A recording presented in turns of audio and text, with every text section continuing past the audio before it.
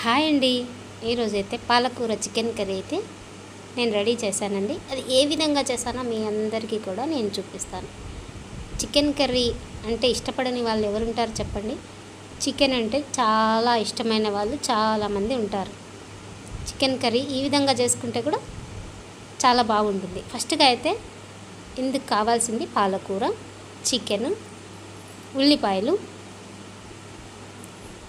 ఇందులోకి తగినంత ఉప్పు, ధనియాల పౌడరు 2 టేబుల్ స్పూన్లు తీసుకున్నాను, కారం పొడి 2 టేబుల్ స్పూన్లు, 1/2 టీ స్పూన్ పసుపు, మిరియాలు, జీలకర్ర.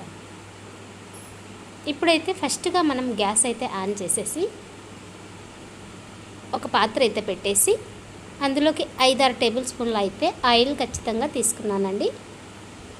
ఒక చెక్క, 2 లవంగాలు వేసి కొద్దిగా వేగిన తర్వాత ఇందులోకి కట్ చేసి పెట్టుకున్న ఆనియన్ వేసేసి బాగా కలపాలండి. ఆనియన్స్ బాగా లైట్గా బ్రౌన్ కలర్ వచ్చినప్పుడు 1 టేబుల్ స్పూన్ అల్లం వెల్లుల్లి పేస్ట్ వేసేసి మళ్ళీ బాగా కొద్దిగా అల్లం వెల్లుల్లి పేస్ట్ వేగేంత వరకు వేయించిన తర్వాత మిరియాలు, జీలకర్ర 2 వేసి 2 సెకండ్ల పాటు మళ్ళీ ఫ్రై చేయాలి. ఇది కొద్దిగా ఫ్రై అయిన తర్వాత చూడండి లైట్గా బ్రౌన్ కలర్ వచ్చాయి ఆనియన్స్. అప్పుడు మనము కడిగి పెట్టుకున్న చికెన్ అనేది 2 సార్లు కడుక్కోవాలండి. ఎందుకంటే నీట్గా కడుక్కుంటే నీసు వాసన అనేది రాదు.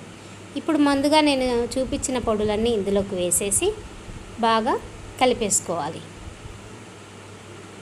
ఇలా బాగా కలిపేసిన తర్వాత 2 సెకండ్ల తర్వాత ఇప్పుడు హాఫ్ కట్ట పాలకూర అయితే నేను కట్ చేసింది ఇందులోకి వేశాను. ఈ హాఫ్ కట్ట పాలకూర వేసిన తర్వాత బాగా చికెన్ను మగ్గనివ్వాలి. చికెన్ బాగా మగ్గిన తర్వాత ఒక 5-6 నిమిషాల తర్వాత మనకు చికెన్లో నీళ్ళన్నీ బయటకు వచ్చి ఊరిన తర్వాత ఇప్పుడు హాఫ్ కట్ట ఉండేది మనము మిక్సీలోకి వేసేసి పాలకూర పేస్ట్ అనేది ఆ చికెన్ కర్రీలోకి యాడ్ చేయాలి.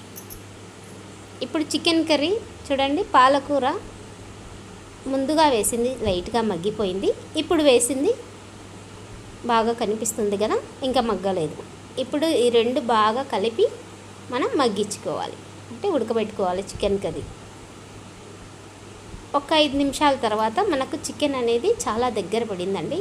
ఇప్పుడు మనం చికెన్లోకి కొద్దిగా నిమ్మరసం, ఒక హాఫ్ చెక్క, ఎందుకంటే ఇందులో టమాటా పండ్లు వేయలేదు కదా, దానివల్ల హాఫ్ చెక్క నిమ్మరసం అయితే పైనుంచి పిండేసి నేను మళ్ళీ ఒక 5 నిమిషాలు అయితే చికెన్ కర్రీని ఉడకబెట్టానండి. ఇప్పుడు ఈ చికెన్ కర్రీ చూడండి చాలా అంటే చాలా పర్ఫెక్ట్గా రెడీ అయిపోయినట్టే. ఇందులోకి పైనుంచి కొత్తిమీర అయితే చల్లేసి చికెన్ కర్రీని అయితే మనము సర్వ్ అయితే చేసుకోవచ్చు. చూడండి దగ్గరగా చూపిస్తాను నేను. చికెన్ కర్రీ అనేది చాలా అంటే చాలా బాగా వచ్చిందండి. అండ్ మీరు కూడా ఒక్కసారి ట్రై చేయండి. ఇది మనకు రైస్లోకి కానీ, సంగటిలోకి కానీ, చపాతీలోకి కానీ, అండ్ పరోటాలోకి కానీ అయితే చాలా అంటే చాలా బాగా సెట్ అవుతుంది. ఇప్పుడు నేను ఇందులో కాంబినేషన్గా జీరా రైస్ అయితే చేశానండి. జీరా రైస్ అండ్ పాలకూర మన చికెన్ కర్రీ. చూడండి చికెన్ కర్రీ, ఇందులోకి అయితే మనం ఇప్పుడు చికెన్ కర్రీ కూడా సర్వ్ చేసేసుకుందాం. మీకు అప్పుడే కూర టెక్చర్ చూస్తేనే అర్థమవ్వాలి ఈ కూర బాగుంటుందా లేదా అని. మీరు ఒక్కసారి ట్రై చేసి చూడండి.